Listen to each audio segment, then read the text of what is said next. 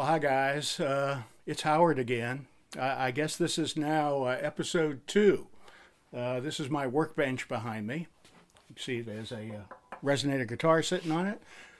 I think we're going to call this series ResoBits. As long as we're operating in COVID time, I've got time on my hands and trying to learn video editing.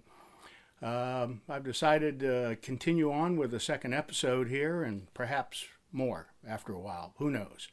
In this episode 2, which by the way I'm sort of calling Parts is Parts, we'll identify the parts of the resonator guitar, and then we'll proceed to disassemble a guitar and then reassemble it and hopefully make it sound right. So first of all, let me tell you that one of the more frustrating things when I was in the business full time in the retail business was sometimes talking to people and then assuming that they had one problem, but because they misidentified parts or didn't know the names to parts, had another problem entirely. So what I thought I'd do is just sort of review names of parts so we can all sort of be on the same page when we start disassembling the guitar. So here's a guitar. It's a traditionally built guitar. It actually has a sound wheel in it. Before we start disassembling it, let's talk about the visible parts and what they're called. It's pretty basic stuff, of course, but you might be surprised. Anyway, you're looking at the top of the guitar. This is the top of the guitar. This is the back of the guitar. Just so you know. Back, top. When we talk about the design of the guitar, this is the upper bout right here. Upper bout, B-O-U-T. This is the lower bout of the guitar. This is the waist right here, for obvious reasons, I guess. This particular guitar is sort of built on a regal profile. You can probably tell it has sort of a pinched waist right here. This is the cover plate. The cover plate. It's not the cone. It's the cover plate and the screens. And sometimes you'll find plain rings instead of the screens. And guitars also are designed with F-holes instead of screens. And of course, the Beard Odyssey has just a small oval opening right there. This is the neck of the guitar. Pretty obvious. The fretboard, the visible fretboard. This particular guitar has real frets.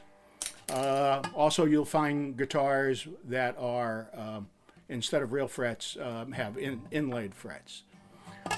This is this part of the neck right here, sometimes called the peg head, although I think that's more of a referral to the violin family, where the head actually had pegs. I sort of prefer to call this the headstock.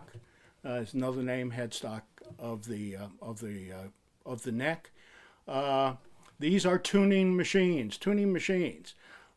Sometimes you'll hear people refer to them as tuners, and you'd be surprised the number of times where I thought someone was talking about an electronic tuner. An electronic tuner. Tuning machines. So, but that could be me. I've heard people refer to them as tuners, and I'm willing to let that go. Let me see, what else did we leave off? Tailpiece. Actually, this is the tailpiece. Whoop, sorry, dragged onto something here. Here's the tailpiece right here. This is the strap button. Actually, this is a shallow strap lock on this guitar. And the jack for a Nashville style pickup, which is in this guitar. So that's it as far as what you can see externally before disassemble. Once we start disassembling it, I'll point out some of the internal parts and their names and some couple of things to watch out for when you disassemble. Okay, so that's it for now. We'll switch cameras in a bit, and we'll get this guitar on the bench, and we'll start taking this puppy apart. Okay? See you in a bit. Well, before we start the actual process of disassembly, let me tell you what you'll need, or at least I'll need, for this particular guitar in order to disassemble and check things out. First of all, we'll need two separate size screwdrivers. The larger one will be for the cover plate screws. In the case of this guitar uses a standard flat blade, not a Phillips head, a flat head screw, and a smaller screwdriver for accessing the tension screw once the guitar is put back together. So it's got to be able to fit through the cover plate hole and work with the tension screw. Small crescent wrench. This one is adjustable. And this will be for firming up the tuning machines, just to check them out, which I do about once a year. A tuner, of course. I think it's pretty helpful when you're tuning this thing back up again. And, of course, a peg winder. The only other thing that I might recommend, depending on your tolerance and for pain, is that depending on how many guitars you're taking apart at one time, you may want to invest in a power screwdriver. This one's pretty inexpensive. I think it was about $10 from Harbor Freight, as long as you can get the appropriate size bits for it. In the case of certainly if you're disassembling more than one guitar at a time, I can tell you these will be a lifesaver. Just a brief story at Reso Summit 2 years ago, where I do triage for beer guitars and disassemble and reassemble guitars. We had 30 guitars that weekend, and we were one power screwdriver short, and I drew the short stick, unfortunately, so I had to disassemble and reassemble 30 guitars. With one of these, and believe me, my hands, I felt like my hands were bleeding after doing 30 guitars. So this can be a lifesaver. Oh, and the other thing is a towel, and I'll demonstrate about why a towel in a brief second. Okay, so those are the tools involved. Of course, maybe a thumb pick for strumming the strings or whatever, but you get the picture. Just a very, very few tools, very basic stuff. If you know what the size is of the nut on your tuning machines, you certainly don't need an adjustable one. You can just have a fixed size one, which is appropriate for your tuning machines. Okay, stand by, and we'll start disassembling this in a very few seconds here. Okay, so we're about to start the disassembly process here, and I think that the natural inclination is basically to take your tuning machine and go right to the headstock and start loosening up strings. I would not recommend you do that for one particular reason, and that is particularly with domestically produced, USA produced guitars, higher end boutique guitars and guitars set up by setup specialists.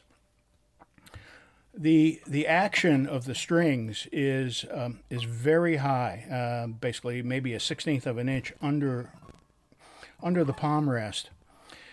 And if we were to loosen the strings up now with the cone itself under tension, the first thing that would happen would be the cone would relax and pop up, and the insert would smash up against the bottom of the palm rest.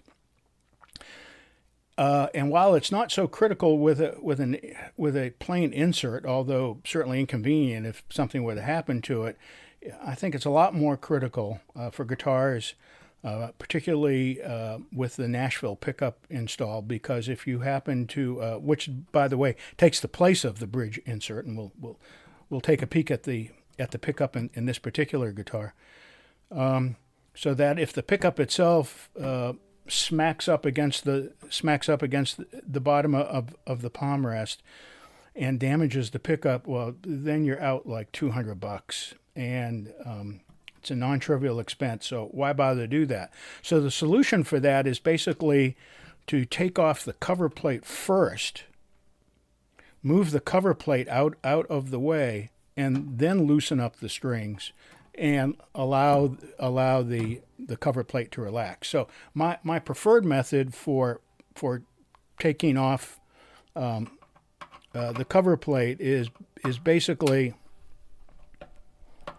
to start removing the screws 180 degrees out. In other words, I mean, here, the screw furthest away from me, I should use the power screwdriver. And then the screw closest to me, direct opposite in the guitar. If I can see in this light here. Here we go.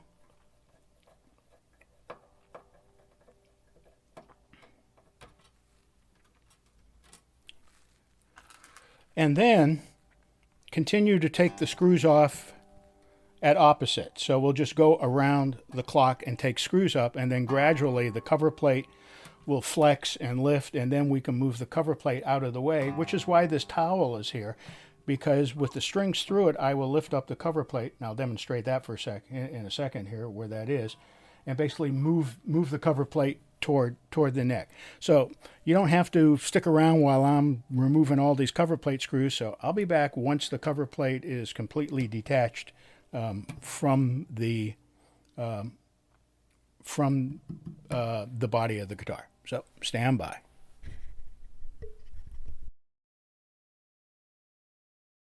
Okay, so I've taken all of the 12 cover plate screws off the guitar. I've also relaxed tension on the strings, and in this case, maybe about a half dozen turns, rotations of the tuning machines each, and that has allowed the cover plate to flex up and the cone to gently relax, and it's also going to allow me to take out this spacer, which rests between the cover plate and the tailpiece. And this spacer basically does one of two things. It prevents the tailpiece from rubbing against the cover plate, which can be a source of buzz. But it also establishes the break angle of the strings coming down over the insert, or pickup in this case, and down to the tailpiece. And this basically assures a standard break angle. So with all of that being relaxed and everything, it's quite easy for me to basically just take the cover plate, lift it up gently, and slide it back up the neck. And let me peek through my camera here.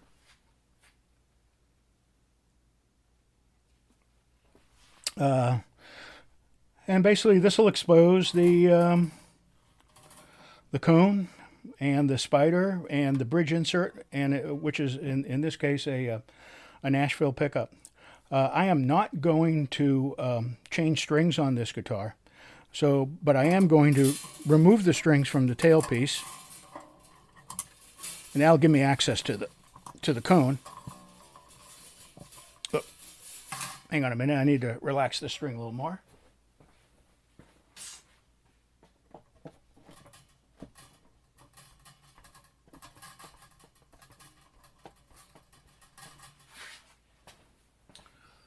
Okay, I'm back. Let's see if that'll do it. Yeah, there we go. Okay, and I'm basically just going to tie these in a knot right here to sort of keep them out of the way. So now what we have is the number 14 spider. In this case, it's a beard adjustable spider, and the cone. So the next thing I'm going to do is I'm going to get this out of the way here a little bit, and I'm going to detach the spider from the cone, and I'm doing that simply by using the tension screw, and I'm just going to put that aside for a minute. And this cone's been in this guitar for a very long time. So let me, it's a little something here for the pickup. So this is an original Beard BC1 cone, and I might end up replacing it. Who knows? And it's filthy. It is filthy. I would use a mild detergent on this, mild dishwasher detergent. Don't use Windex because Windex will oxidize. You can see how the aluminum is oxidized over time. And if I turn around and see how clean that is, there's not much air can get to there, so there's very little oxidation here. But there's a ton of oxidation here. So I'm going to zoom in a little bit because I have a couple of cones to show you, so stand by.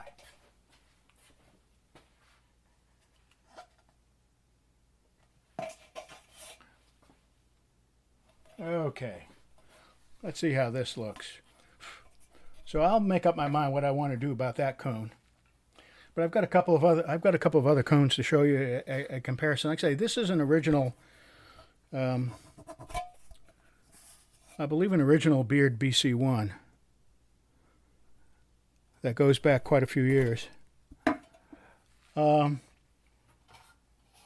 As a comparison, here's a old OMI cone. I think that this probably came out of a OMI vintage F60, which was their bottom of the line guitar. This is a stamped cone. You notice there's no swirly marks or anything. Got a few minor dings in there, but the stamp cone. I just washed this before the video, so you can see all the oxidation here. And it was just mainly a sheet of aluminum put in a press and one bang, and away you go.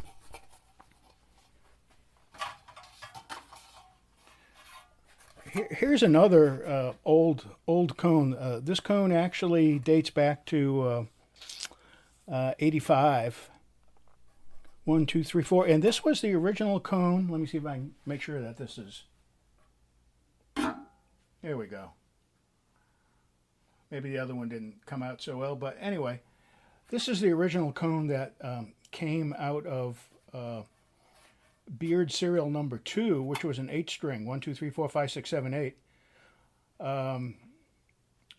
Original number 14 Spider. This was a dobro cone, but a cone that he punched holes in. Back in the 80s, it was sort of a thing. The one thing I do want to point out to you is this cone's a prime example of what can happen if you supply too much tension to a tension screw. And if I can show this right here, apparently I can. You see how rounded this is with the crinkles? That is because at one point or another in the last decades, I have inadvertently over-tensioned this cone, and it pulled the cone up.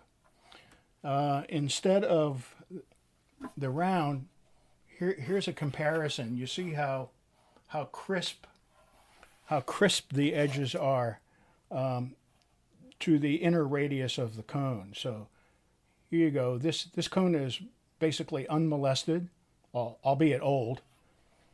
And this cone right here is definitely damaged. It's rounded all the way around the cone. Don't do that. At one point in time, I'm sure that I did the dirty deed. Okay? Enough about that.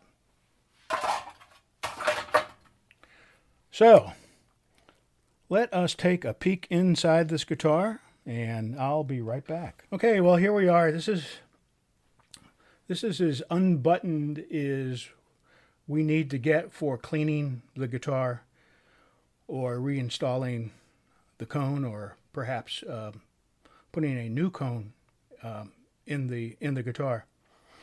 This is, as you can tell, it's a Soundwell guitar. Let me see if it's a Soundwell guitar. of a beard design, which means it has this elongated hole between the upper and lower bouts of the guitar.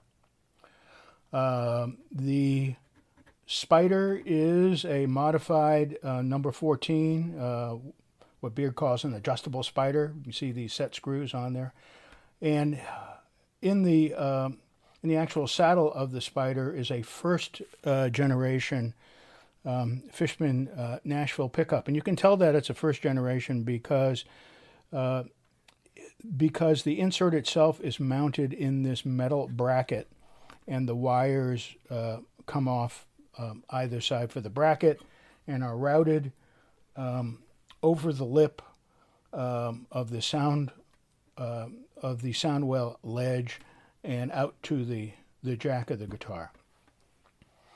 I'll point out that on this guitar, some guitars utilize wood screws to hold down the cover plate.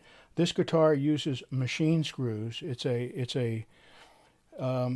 sort of a design feature of Beard guitars going back to his first guitars, where he uses threaded inserts embedded into the top of the guitar, and that allows basically an infinite number of disassembly reassemblies without the usual problem of stripping wood out of the holes and having to get the holes filled or repaired with toothpicks or plastic wood or something similar to that nature. So this guitar does not have that.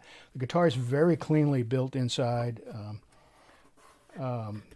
This guitar, by the way, dates back to 2001, so it's a 19-year-old guitar, give or take, almost 2 decades old, and it's been gigged a lot. So there you go. So basically, that's all there is. If I were to clean this guitar out, I would give it a good shake. I would take off the screens, which are easy enough to do, usually. Sometimes you need a little more force than others. And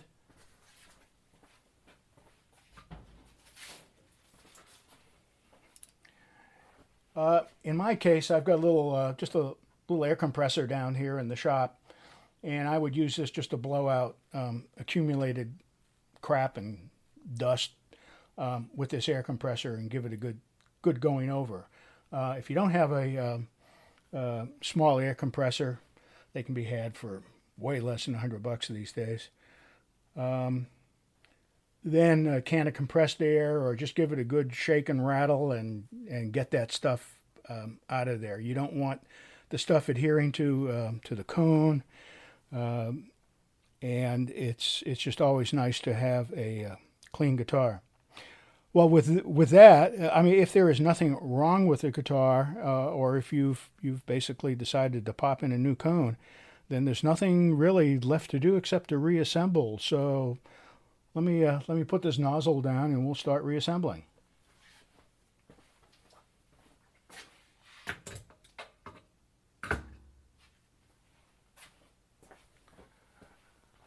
And as you might guess, the reassembly process is pretty much the reverse of the disassembly process. But let's go through a few things.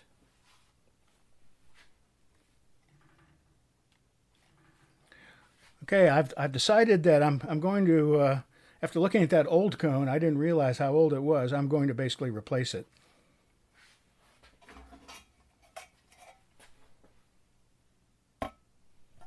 So I have here a nice shiny Beard Legend cone, of which I'm going to pop into this guitar. So I'm going to mate this cone loosely with the tension screw to the spider.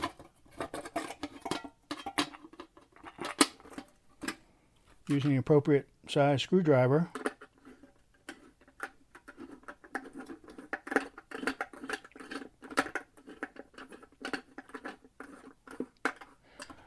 And I'm not supplying a lot of tension, so it's basically just to get it mated. And I'll approximate putting the spider in the correct position, and I'll make my final adjustments after I get the cover plate back on. I will note that if you have a import guitar with an import spider, and if you replace it with a domestic spider, Legend Cone or Quarterman or Replogle or whoever you decide to replace it with, that the tension screws will not match. They use a foreign metric thread, while the U.S. made U.S. made cones are all threaded with a domestic thread. And I don't recall what the thread side is, but the screws are available from a number of sources, including Beer Guitars. And usually, the cone comes with tension screw, but double check before you do anything. Okay. So the next thing we want to do is to mount the strings back on again. Let me.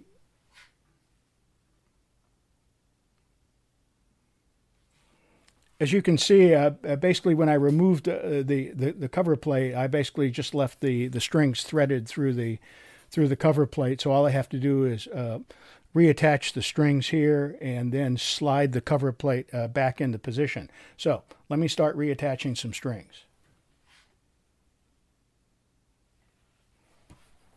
Okay, this is always a little messy.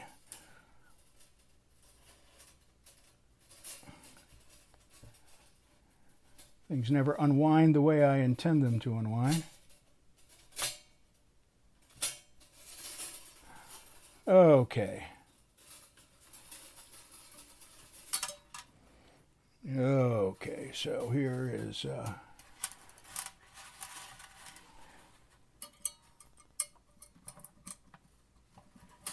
number 6.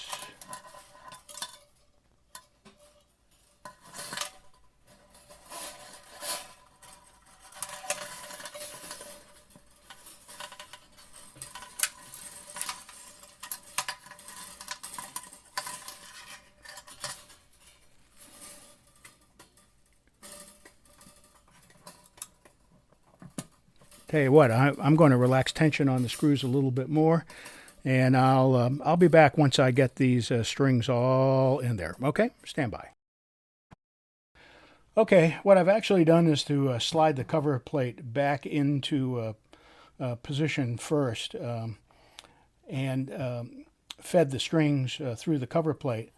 One of the things I like to do, especially since this guitar is equipped with a Nashville pickup, I always bring the strings through the center between the two inserts and then move it to the appropriate position.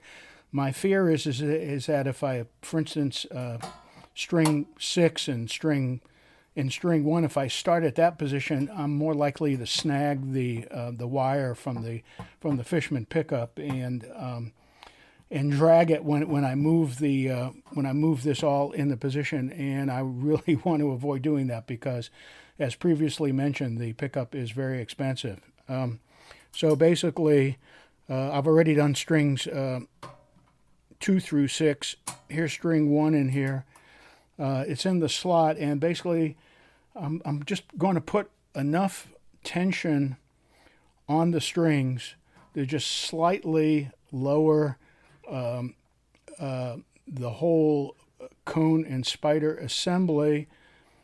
And that will enable me to position the spider correctly eventually without going under full tension and without possibly damaging the cone. So hang on a second. I'm going to put a little tension on string number 1. I've already got a little tension on these. You can see not much though.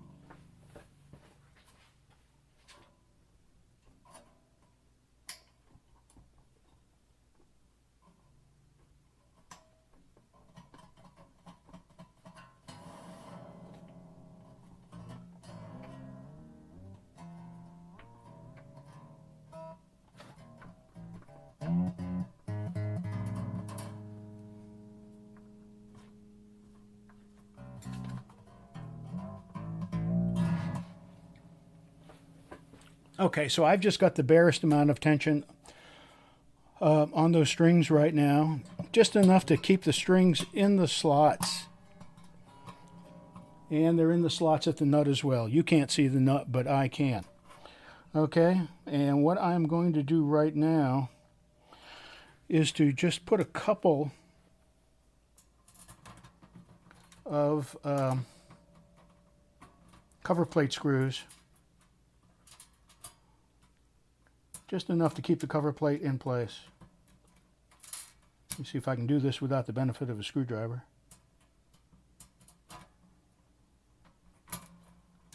Evidently I cannot. I'm really fumbling around here. Let me just tighten this down a little bit. There we go.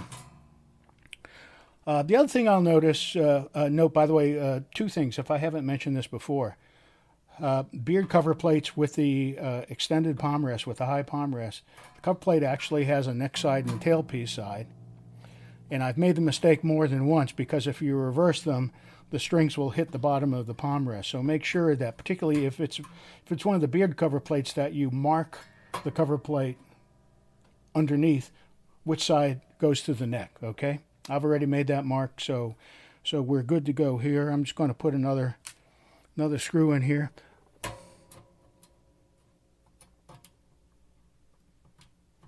Okay, that one's going in a lot easier. The other thing I'll make notice of is that domestic cover plates are made of brass. Most of the import ones, if I'm not mistaken, all of the import ones are made of steel. And the brass cover plates do flex.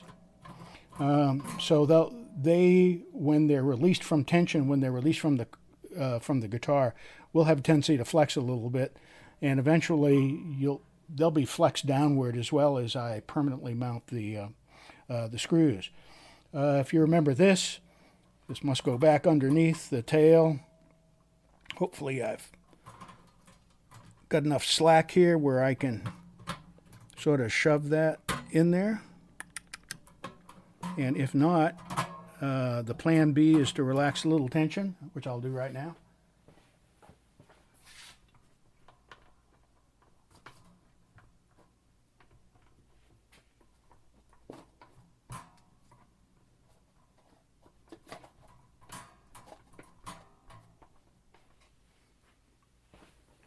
Let's see if I can get this back in here again. Here.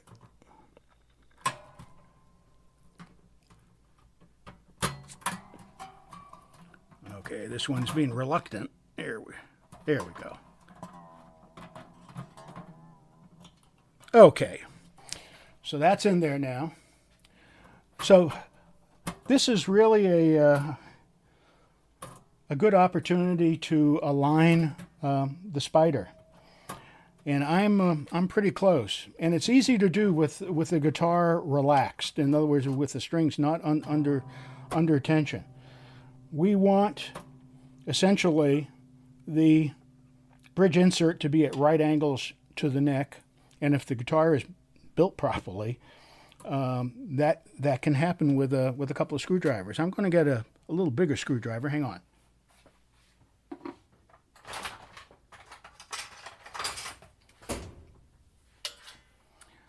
Here we go.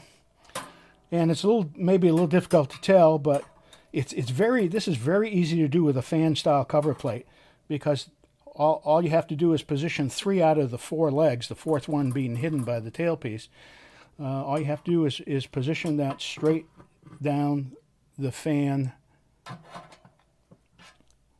this center part of the fan design. And if you do that, it will be just perfect. So if I keep this from moving, it's very easy to shove that aside. And we should be good to go. Okay?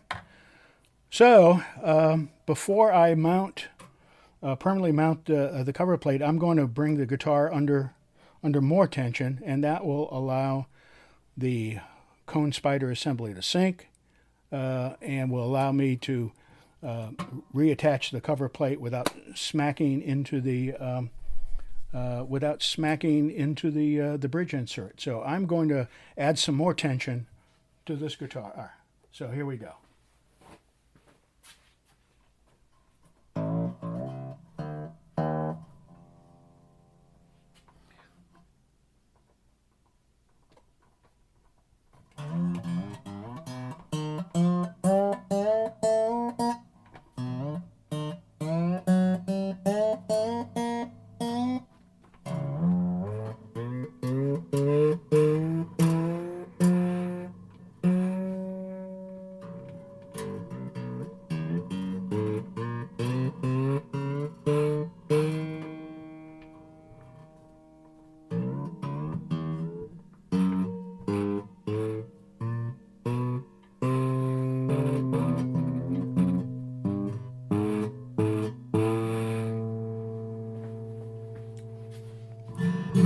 Okay, so that's a fair amount of tension right there.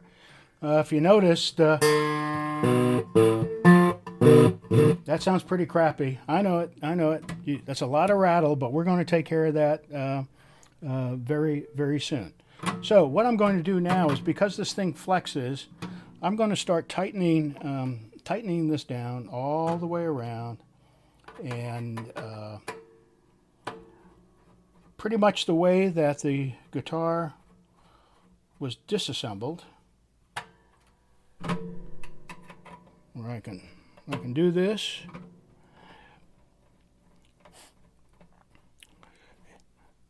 And because it was reassembled, because if you recall the pattern of which I like to disassemble things, I'm not going to tighten these down all the way until all the screws are in place.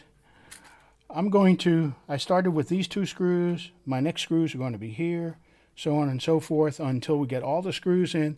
They'll all be in place, but I will not torque down on the screws until everything is in place. So stand by, and we will be back as soon as I get all the screws in, okay?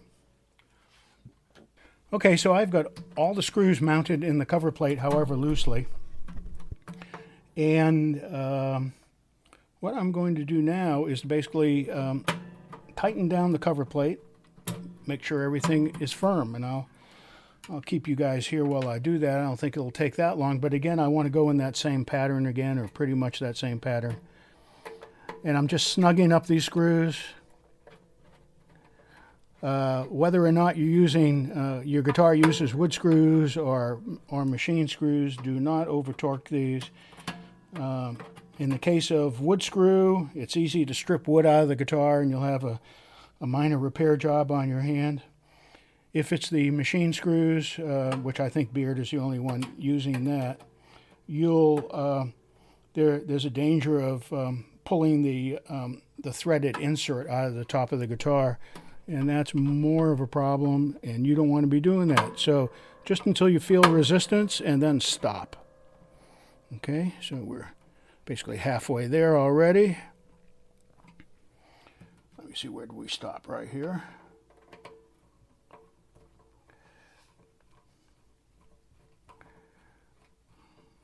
A couple more to go.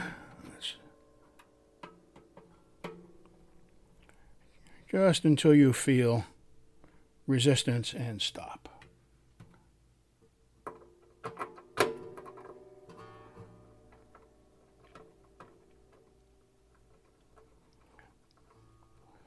I got a confession to make. When I put all the screws in, I used a power screwdriver because, well, just because.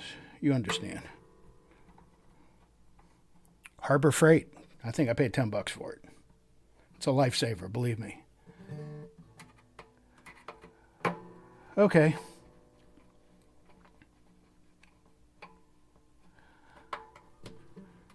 They all done? Oh, one more.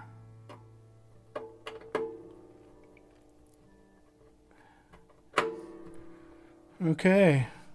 The cover plate's on. The spider is in good position, I think. Remember, we dropped a new cone in this thing, actually. And there's only one thing left to do, and that's to sort of bring it up to pitch. Or you hear that rattle? Don't worry, we're going to take care of that in a minute. So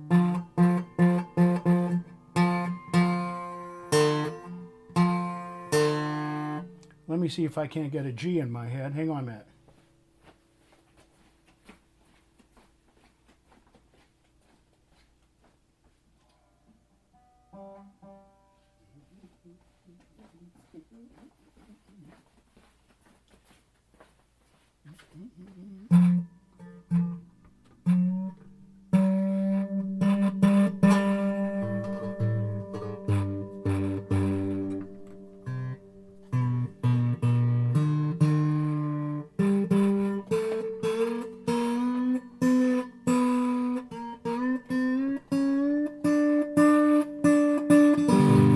Well, yep, it's up to pitch, but you can tell that is your worst nightmare right there. But that's okay. I think we're totally up to pitch. Let me throw this tuner on here just a second.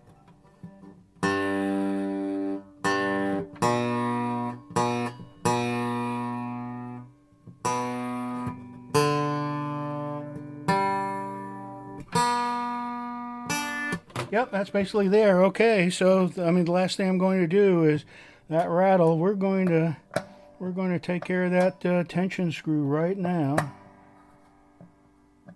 Okay, I feel resistance in another half a turn.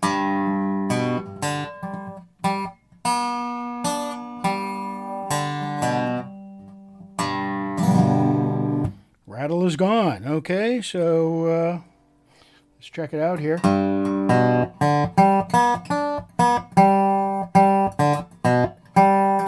That third string is dead, but it's been on this guitar for a long time.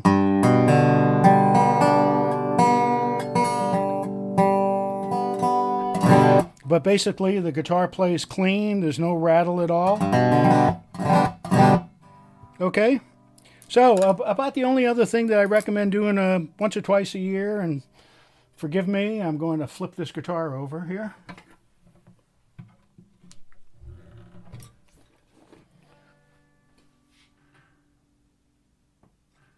Just to make sure you can see the headstock right here. But essentially what I like to do a couple of times a year is just to make sure that these tuning machines are snugged up. I could have done it while the strings were off the guitar, if the strings actually were to come off the guitar. But it can be done actually anytime. And again, just to make sure you've got a proper size wrench, and then just make sure everything is snug. And I've already checked these things are all snug. So just do that.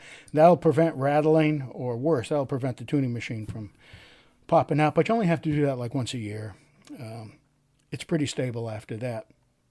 So there you go. Disassembly and reassembly of pretty standard style Spider Bridge, dobro style resonator guitar. Okay? Well, that'll do it for disassembly and reassembly of a pretty stock Spider Bridge style resonator guitar, otherwise known as the dobro. We'll get this uploaded shortly. Actually, if you're watching this, it's already been uploaded. Feel free to comment on the YouTube video, or if you have any questions, you can leave them there. I lurk around a bunch of forums on the internet, Reso Hangout, let me see, Dobrolix is it, and Square Neck Journal. Although Square Neck Journal is really focused on technique, theory, and practice and everything, which is my favorite place to be on the internet. And so if you have any questions, leave them there or on any of the forums. And you can also email me directly at hlp, P like Parker, D-O-B-R-O, hlpdobro@gmail.com.